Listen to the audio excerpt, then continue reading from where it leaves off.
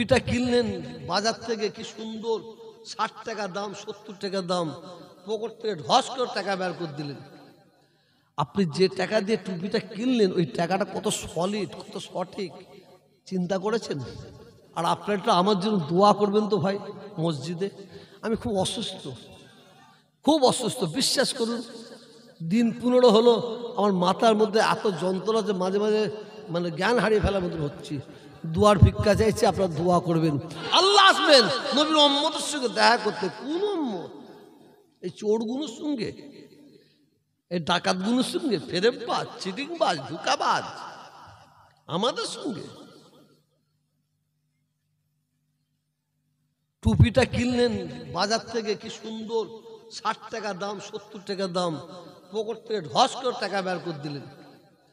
আপনি যে টাকা দিয়ে টুপিটা কিনলেন ওই টাকাটা কত সলিড, কত সঠিক চিন্তা করেছেন? বলুন। ঈদের সময় এমনি সময় জামার একটা কিনে ফেললেন, পাঞ্জাবি লুঙ্গি কিনে ফেললেন, কি সুন্দর, মাশাআল্লাহ কিনবেন। আপনি কি কিনার আগে ভেবেছেন ওই জামার পয়সাটা, লুঙ্গির পয়সাটা হালাল না হারাম? টুপির পয়সাটা হারাম না হালাল? বোতলের চামড়া তো গান্ডারের মতন হয়ে গেছে, হাড়গুলো একদম লোহার মতন হয়ে গেছে। হারাম খেয়ে খেয়ে, হারাম খেয়ে খেয়ে, হারাম খেয়ে। বলুন, এই হারাম খোরগুলো যখন হারাম খেয়ে আল্লাহকে সেজদা করতে যাবে, সেজদা করবে, ওই হারাম খোর বান্দার কাছে আমার আল্লাহ আসবেন? একটু জোরে বলুন। অতএব আল্লাহ তাআলা ওই বান্দাদের সঙ্গে দিদার হবে আল্লাহর সঙ্গে। কোন বান্দা? হালাল খোর বান্দাদের সঙ্গে, হালাল খোর বান্দিদের সঙ্গে। কিন্তু এখানে একটা কিন্তু রয়ে যাচ্ছে। যদি এই হিসাবে যান, এই হিসাবে যান, আমি তোহা থেকে ইমাম সাহেব, তো হ্যাঁ ইমাম সাহেব থেকে, হাজি সাহেব থেকে আপনারা সব মাল জড়িয়ে আছে। কেউ বেশি, কেউ কম, কেউ 100 পরিমাণ, কেউ 1 পরিমাণ, একটু ইদিক উদিক দেখলে জড়িয়ে আছে, জড়িয়ে আছে। তাহলে কি হবে? আমরা আল্লাহর দিদার পাবো না। যে বান্দা আল্লাহর দিদার পেল না, আল্লাহ তাআলা সেই বান্দাকে বান্দা না করে গরু ছাগল করে পাঠালে আমরা আরো খুশি হতাম। এত হতাশ হয়ে যাবেন না। আমরা সব হতাশ, একটু সব হতাশ। কি হতাশ নাই? আমরা তো সব মাল। এটা আপনি কতটা ভালো না ভালো, আমি কতটা ভালো না ভালো, একটু বুকে হাত দিয়ে নিজে নিজেই বিচার করলে পেয়ে যাবেন। আমরা সবাই হতাশ। আমার আল্লাহ জানেন আমার বান্দারা হতাশ হতে পারে, এরা হতাশ হতে পারে। যার জন্য আল্লাহ আপনার আমার জন্য বড় অপশন দিয়েছে। বলুন সুবহানাল্লাহ। বান্দা, তোদের দ্বারাই ভুল হয়ে যেতে পারে, গলতি হতে পারে, তোদের দ্বারাই অন্যায় হয়ে যেতে পারে। যা, আমি আল্লাহ বলছি, তোরা যদি ভুল করতে করতে, অন্যায় করতে করতে, গুনাহ করতে করতে পাহাড় পরিমাণ যদি অন্যায় করে ফেলিস, ভুল করে ফেলিস, গুনাহ করে ফেলিস, বান্দা 1 কোটি নয়, লাখ নয়, 1000 নয়, 100 নয়, আমার আল্লাহ বলছে একবার। কবার? এই জোরে চিল্লে বলুন, একবার। একবার তোরা আমি আল্লাহ আমার দরবারে সচ্চাই তওবা কর, সচ্চাই তওবা কর। জীবনে আর ওই ভুল করবি না, জীবনে ওই অন্যায় করবি না। যে ভুল করে ফেলেছিস করে ফেলেছিস, আল্লাহ আমি আর জীবনে ওই ভুল করবো না, অন্যায় করবো না। সচ্চাই তওবা একবার কর। আমি আল্লাহ বলছি তোদের পাহাড় পাহাড় পরিমাণ গুনাহগুলোকে মাফ করে দেবো। জোরে বলুন। আমার আল্লাহ কত ভালোবাসেন, আমাদের কত ভালোবাসেন, ছেলে খেলা নয়, কত ভালোবাসেন। আমার মুসলমান ভাইয়েরা, আমার যুবক ভাইয়েরা, আমার মুরব্বী ভাইয়েরা, পর্দার আড়ালের মা বোনেরা, কান খাড়া করে শুনে নিন, শুনে নিন। আমার নবী আপনার নবী দয়ার নবী, শুনছেন? দিন দুনিয়ার বাদশা হাবিব আল্লাহ নবী মুহাম্মদুর রাসূলুল্লাহ, সকলে পড়েলেন সাল্লাল্লাহু আলাইহি ওয়াসাল্লাম। আল্লাহর নবী আল্লাহ তাআলার দরবারে দুটো হাত তুলে ফরিয়াদ করছেন। আমার দিকে তাকান, এই কারা রে? আল্লাহর নবী ফরিয়াদ করছেন, দোয়া মাংছেন, আয় আমার আল্লাহ, আয় আমার আল্লাহ, আয় আমার আল্লাহ, আপনার দরবারে আমার ফরিয়াদ, আয় আল্লাহ, যতক্ষণ পর্যন্ত আমার একটা উম্মতি জান্নাতের মধ্যে ঢুকতে বাকি থাকবে, আল্লাহ আমি আপনার কাছে ওয়াদা করছি ততক্ষণ পর্যন্ত আমি নবী জান্নাতে যাব না।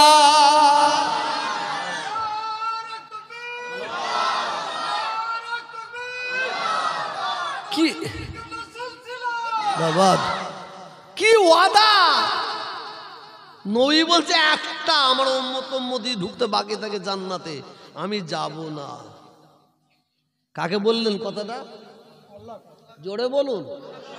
আমার রব্বুল আলামিন আল্লাহ তাআলা হাবিবের এই কথা শোনার পরে আমার আল্লাহ বলছেন, আয় আমার হাবিব, আপনি আপনার উম্মতিকে এত ভালোবাসেন, এত প্যার করেন, এত মহাব্বত করেন, যার জন্য আপনি আমার কাছে ফরিয়াদ করলেন একটা আপনার উম্মতি জান্নাতে ঢুকতে বাকি থাকলে আপনি জান্নাতের মধ্যে প্রবেশ করবেন না।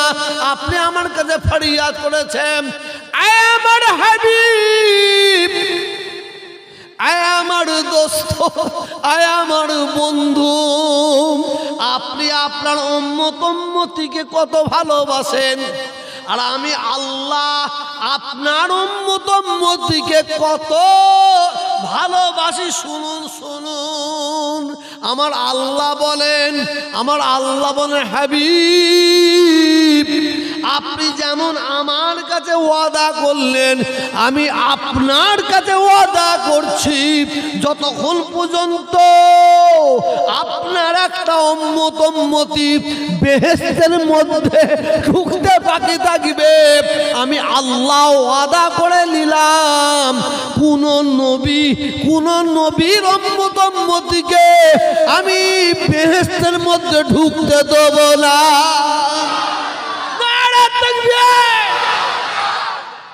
বলুন সুবহানাল্লাহ।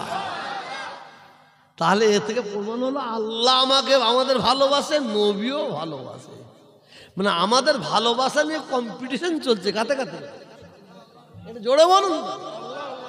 মানে আমাদের ভালোবাসা নিয়ে কম্পিটিশন চলছে। আল্লাহ বলছেন আপনি কি আপনার উম্মতিকে ভালোবাসেন, আমি কত ভালোবাসি দেখেন। আপনি ভালোবাসার খাতিরে বলছেন একটা বাকি থাকলে আমি যাব না জান্নাতে। আপনার ভালোবাসার উদাহরণ দিলেন আমাকে, আর আপনি আমারটা শুনবেন না। আপনার উম্মত একটা যদি বাকি থাকে জান্নাতে ঢুকতে, অন্য নবীর উম্মত নয়, কোন নবীকে আমি জান্নাতে প্রবেশ করতে দেব না। হাই রে হাই, সেই নবীর উম্মত। আল্লাহ আমাদের সবাইকে হেফাজত করে, বলুন আমিন। কতবার কোরআন পাকে বললেন ও আকিমুস সালাত 82 বার। আমি এখানে স্টপ করলাম, এখানে দাঁড় করিয়ে দিলাম, কেন সময় অনেক লাগবে। আমি মেন কথাগুলো দিয়ে চলে যাচ্ছি, লেবেন না। আল্লাহ রসুল পৃথিবীর জমিনে কত বছর হায়াতে ছিলেন? আমাদের নবী হায়াতের নবী, আমাদের মতন এই যে আমরা বসে আছি, কতদিন ছিলেন? 63 বছর। আর আমাদের নবী হায়াতের নবী না মুর্দা নবী? এটা জোরে বলুন, জোরে বলুন। আমরা বিশ্ব নবী দিবস উদযাপিত করি, আমরা বিশ্ব নবীর ওফাত দিবস উদযাপিত করি, জোরে বলুন না। কেন করেন না? আমরা বিশ্ব নবী দিবস উদযাপিত করি, বিশ্ব নবী ওফাত দিবসকে উদযাপিত করি, কেন করেন না? আমাদের নবী হায়াত নবী, জিন্দা নবী। বলুন সুবহানাল্লাহ। আল্লাহ নবী 63 বছর পরে দুনিয়া থেকে বিদায় নিয়ে আল্লাহ তাআলাটাকে সাড়া দিয়ে দুনিয়া থেকে চলে যাবেন। তো রসুল যখন দুনিয়া থেকে বিদায় নেবেন, নেবার আগে রসুলের কি হয়েছিল জানেন? একটা রোগ হয়েছিল, অসুস্থ। কি হয়েছিল? জ্বর, ক্যান্সার হয়েছিল, heart stroke, brain stroke, kidney damage, জ্বর হয়েছিল। তা আল্লাহ রসুলের জ্বর, এমন জ্বর হয়েছিল, কাঁপতেন। উম্মাহাতুল মুমিনিন আমাদের আম্মাজান হযরত আয়েশা সিদ্দিকা রাদিয়াল্লাহু তাআলা আনহা বলছেন, রসুলের গায়ে একটা কম্বল দিয়েছি, তা তো কাঁপনি বন্ধ হয় না। দুটো দিয়েছি, তা তো কাঁপনি বন্ধ হয় না। আম্মাজান মা আয়েশা সিদ্দিকা রাদিয়াল্লাহু তাআলা আনহা বলছেন, দুটো কম্বল দিয়ে রসুলকে চেপে ধরতাম। জ্বরের তারসে রসুল মাঝে মাঝে জ্ঞান হারিয়ে ফেলতেন, অজ্ঞান হয়ে যেতেন। আবার কিছুক্ষণ পরে জ্ঞান ফিরে আসতো, আবার জ্ঞান ফিরে আসতো, আবার অজ্ঞান হয়ে যেত। এইভাবে রসুল চলতেন। আমি শেষের দিকে যাচ্ছি। রসুল একটা রাত একটু সুস্থ ছিলেন, অজ্ঞান হয়নি। কোন দিন জানেন? যেদিন আল্লাহ তাআলার ডাকে সাড়া দিয়ে চলে যাবে, আমাদের এতিম করে দিয়ে, আমাদের এতিম করে চলে যাবে। সেই রাতটা রসুল অজ্ঞান হয়ে গেছে, রাত হয়ে গেছে, নিস্তব্ধ, সব শুয়ে পড়েছে। রসুলের ঘরের দরজায় খিল দেওয়া হয়ে গেছে, দরজা লাগানো হয়ে গেছে। একদিকে বসে আছেন আমাদের আম্মাজান উম্মাহাতুল মুমিনিন হযরত মা আয়েশা সিদ্দিকা রাদিয়াল্লাহু তাআলা আনহা। আর একদিকে বসে আছেন কে? রসুলের কলেজার টুকরা, নয়নের মণি, খাতুনে জান্নাত, সৈয়দাতুন নিসা হযরত ফাতেমা রাদিয়াল্লাহু তাআলা আনহা বসে আছে। গভীর রাত, স্তব্ধ হয়ে আছে। হঠাৎ ঘরের দরজা কে ঠোকা মারছে। হযরত ফাতেমা রাদিয়াল্লাহু তাআলা আনহা একটু বিরক্ত হয়ে গেছিলেন। কেন জানেন তো? ওই দিনটা রসুল আরাম করছেন, ঘুমাচ্ছেন। তো কে এত রাত্রে দরজায় ঠোকা মারে? কে এত রাত্রে জ্বালাতুল করতে আসে? আমার আব্বা জান একটু ঘুমাচ্ছে, কে জ্বালাতুল করতে আসে? এইভাবে যেমন বলে, এটা তম্বি করে, এটা গলার আওয়াজটা বেশি হয়ে গেছে। যখন ফাতেমার গলার আওয়াজ বেশি হয়ে গেছে, আল্লাহর নবীর ঘুম ভেঙে গেছে। ঘুম ভাঙার সঙ্গে সঙ্গে ফাতেমার দিকে তাকালেন। দেখেন কিতাব যেটা বলছে, ফাতেমার দিকে তাকালেন। তাকে রসুল এইভাবে ফাতেমাকে ইশারা করছে, চুপ চুপ। আল্লাহ রসুল বলছেন, ফাতেমা আস্তে কথা বলো, জোরে কথা বলো না, আস্তে কথা বলো। ওইভাবে জোরে কথা বলতে নাই ফাতেমা। হযরত ফাতেমা রাদিয়াল্লাহু তাআলা আনহা বলেন, আব্বাজান বিআদবি মাফ করুন, আপনি বহুদিন ধরে ঘুমাতে পারেন না, আজকে রাতটা ঘুমাচ্ছেন, কি সুন্দর, আমরা আনন্দ পাচ্ছি, আপনি আজকে কি সুন্দর ঘুমাচ্ছেন।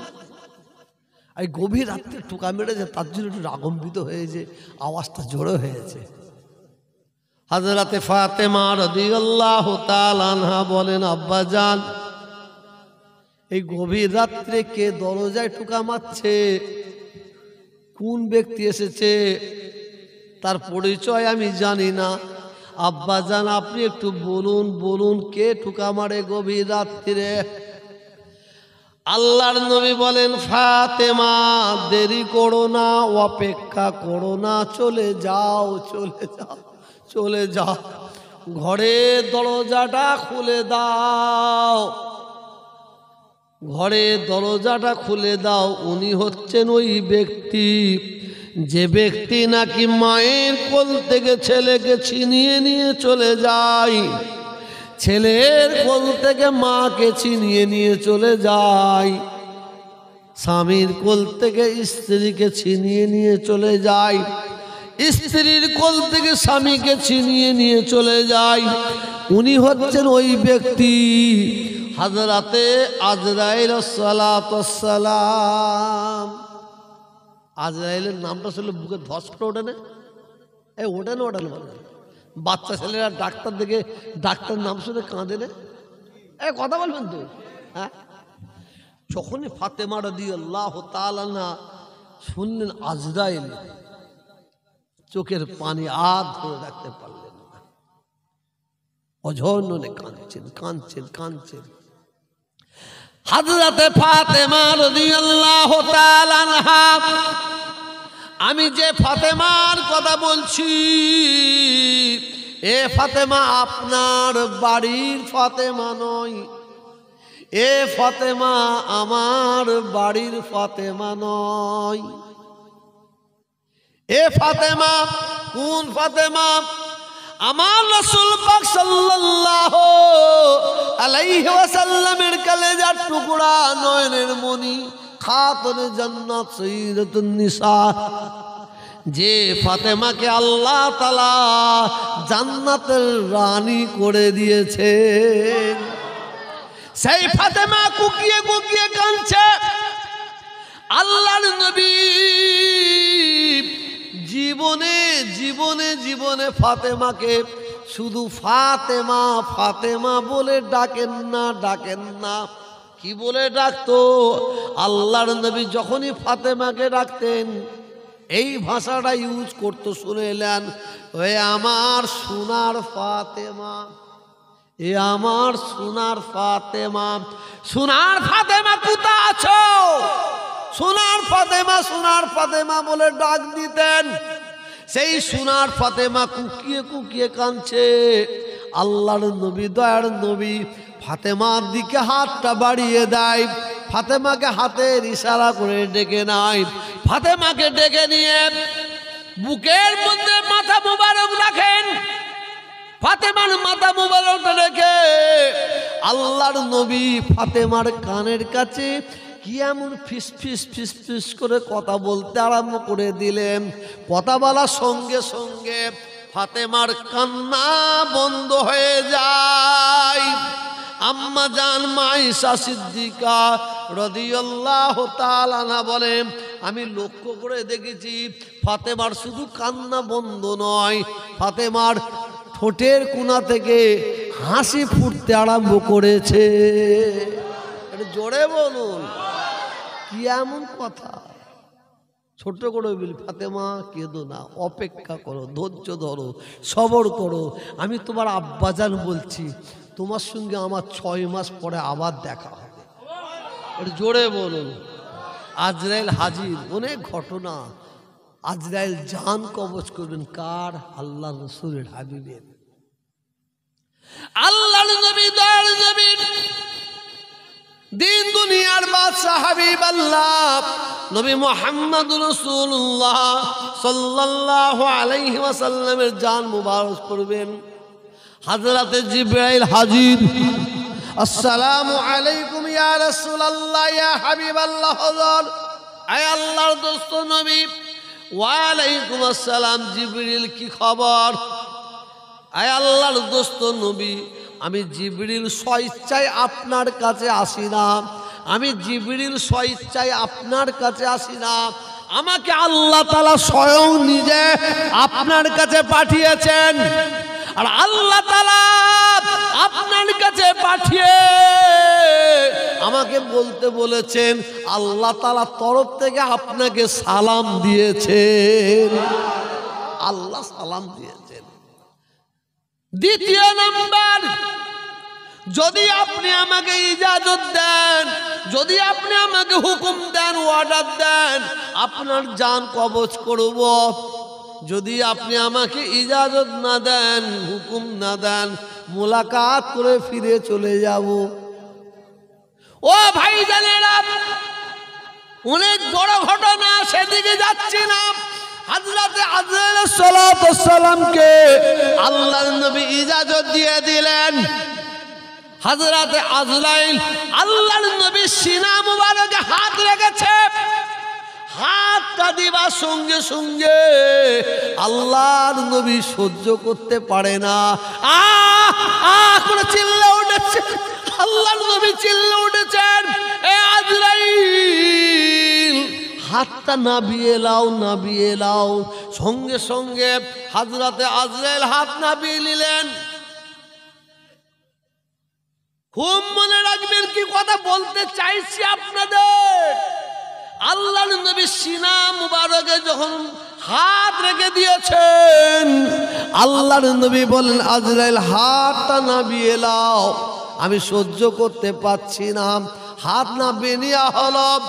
আল্লাহর নবী বলেন আজরাইল তুমি এত বড় নিষ্ঠুর, তোমার মনে কোনো দয়া নাই, তোমার মনে কোনো মায়া নাই।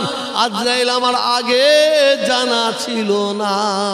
আজরাইল তুমি আমার বুকের ওপরে হাত রেখেছ, না না না, যেন মনে হচ্ছে উহুদ পাহাড়টাকে তুলে নিয়ে এসে আমি নবী আমার বুকে চাপিয়ে দিয়েছ।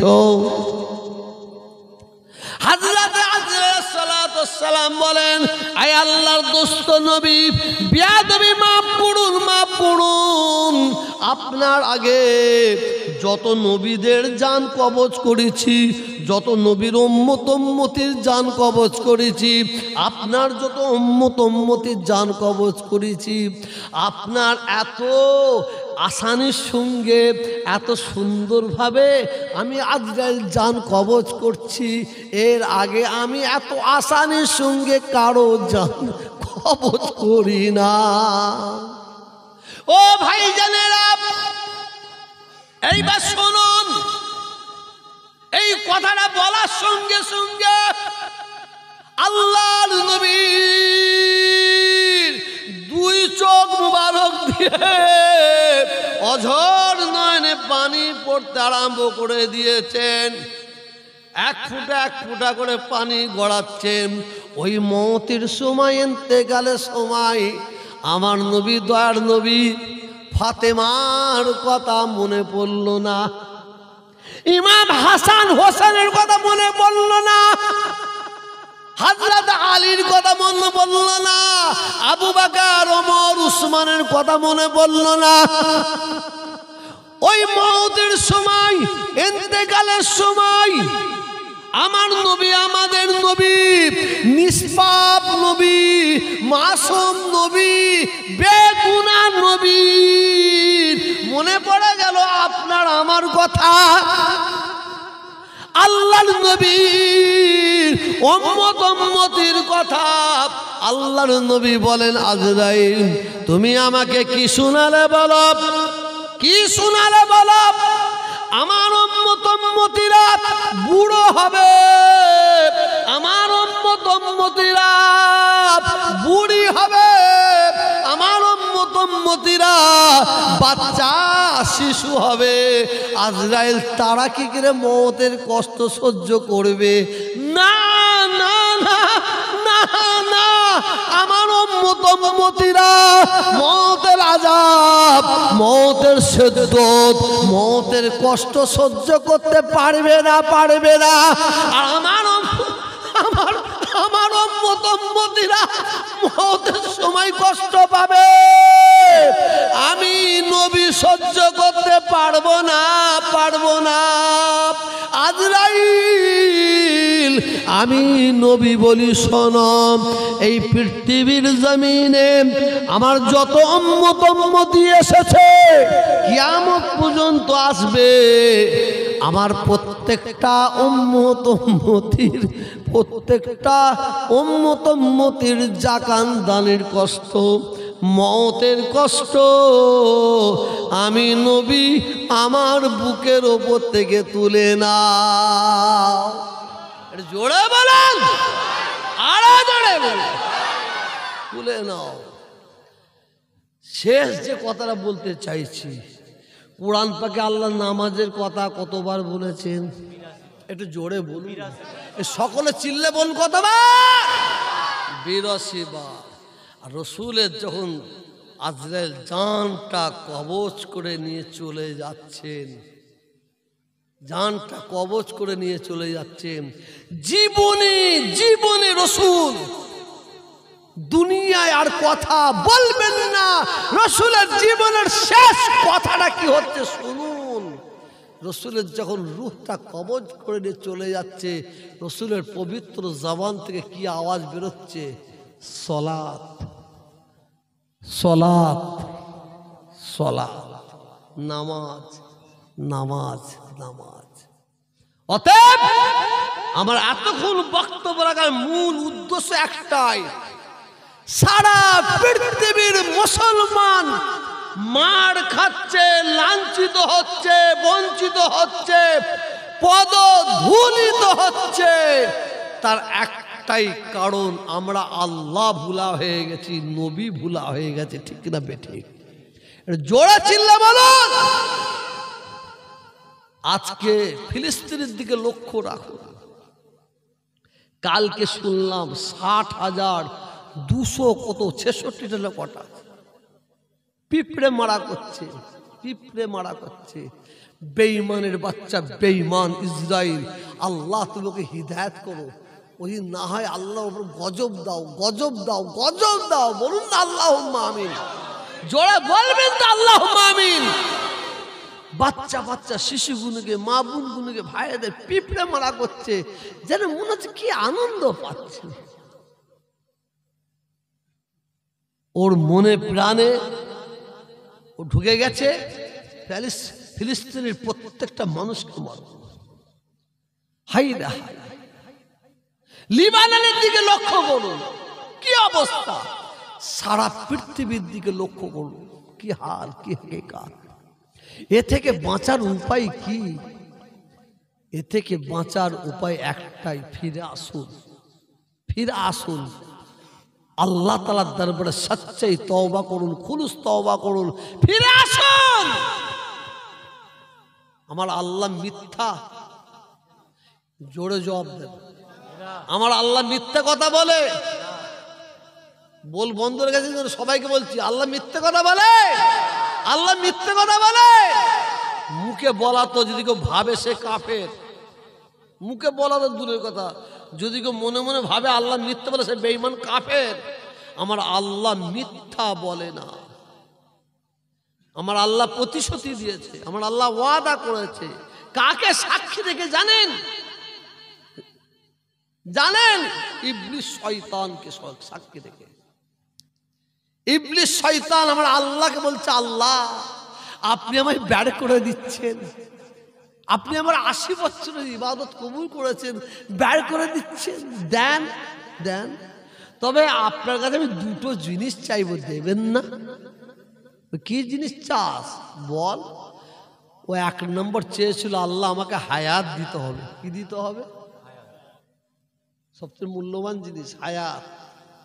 আল্লাহ বলেন, যা তোকে কিয়ামত পর্যন্ত হায়াত দিলাম। আর কি চাস বল?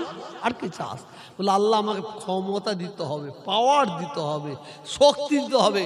আমি আপনার বান্দা বান্দিকে বরবাদ করব, ধ্বংস করব, তাদের রগে রিসায় রিসায় ঢুকবো। এই পাওয়ারটা, শক্তিটা আমায় দিতে হবে। আল্লাহ বলল, যা তোকে এইটুও দিলাম। দুটো মূল্যবান জিনিস না? কথা বলেন না? ও দুটো নিয়ে বগল বায়াতে বায়াতে নাচতে নাচতে যাচ্ছে। এবার বেশ কিছু চলে গেছে। আমার আল্লাহ রাব্বুল আলামিন বলেন, এই ইবলিস দাঁড়িয়ে যাও। ইবলিস দাঁড়িয়ে গেল। আমার আল্লাহ বলেন, ইবলিস তুই আমার কাছে দুটো পাওয়ারফুল জিনিস চেয়েছিস, আমি আল্লাহ তোকে দিয়ে দিছি। সেই পাওয়ারফুল জিনিসটা নিবার পরে তুই আনন্দ করতে করতে, নাচতে নাচতে চলে যাচ্ছিস। যা যা যা যা। তবে ইবলিস তুই শুনে রাখ, আমি আল্লাহ তোকে সাক্ষী রেখে আমি আল্লাহ একটা কথা বলে নিতে চাই। এই ইবলিস, পৃথিবীর জমিনে আমার বান্দা বান্দিরা যেদিন বিপদের মধ্যে পড়ে যাবে, মুসিবতের মধ্যে পড়ে যাবে, বিপদে আপদে মুসিবতের মধ্যে পড়ে গিয়ে একবার যদি তারা আল্লাহ বাঁচাও বলে, এই ইবলিস আমি আল্লাহ সেই বান্দাকে বাঁচিয়ে না নিয়ে থাকতে পারবো না। এই ইবলিস শুনে রেখে দে, আমি আল্লাহ তোকে সাক্ষী রেখে বললাম, আমার বান্দা বান্দিরা যেদিন বিপদের মধ্যে পড়ে যাবে, মুসিবতের মধ্যে পড়ে যাবে, বিপদে আপদে মুসিবতের মধ্যে পড়ে গিয়ে আমি আল্লাহকে একবার আল্লাহ বলে ডাকবে, আমি আল্লাহ থাকতে না পেরে ওই বান্দা বান্দির একবার আল্লাহ বলার জন্য 10 বার বান্দা বান্দা বান্দা বান্দা বলে আমি আল্লাহ আওয়াজ দিয়ে যাব। এটা জোরে বলেন। ফিরে আসুন, ফিরে আসুন। বড় ভাই সাহেব আসছেন, হ্যাঁ, আর ওয়াজ করা যাবে না। আমি মনে করছিলাম একটু ওয়াকাফ সম্পর্কে বলবো, একটু ওই কাশ্মীর সম্পর্কে বলবো, হ্যাঁ, বলার দরকার নেই। তবে দাঁড়ান, আমি কিন্তু আপনাদের এই মাসে 8-10 তারিখের পরে একবার ডাকবো ফুরফুরা জমিনে, দুটো হাত জোর করে বলছে, পায়ে হাত দিয়ে বলছি, আপনার ডাকে সাড়া দেবেন তো? এটা হাত তুলে দেখান ইনশাআল্লাহ। ও কে পাশে আছে না আছে দেখা, তাহলে আমি যখন ডাকবো আপনারা থাকবেন তো? ফুরফুরা জমিনে আপনারা যাবেন। আল্লাহ আপনাদের কবুল করে নেন।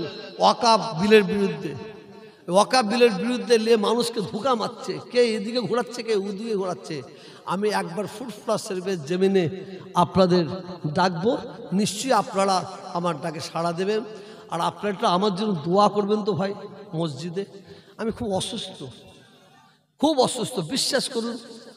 দিন 15 হলো, আমার মাথার মধ্যে এত যন্ত্রণা যে মাঝে মাঝে মানে জ্ঞান হারিয়ে ফেলার মতো হচ্ছি। দোয়ার ভিক্ষা চাইছি, আপনারা দোয়া করবেন।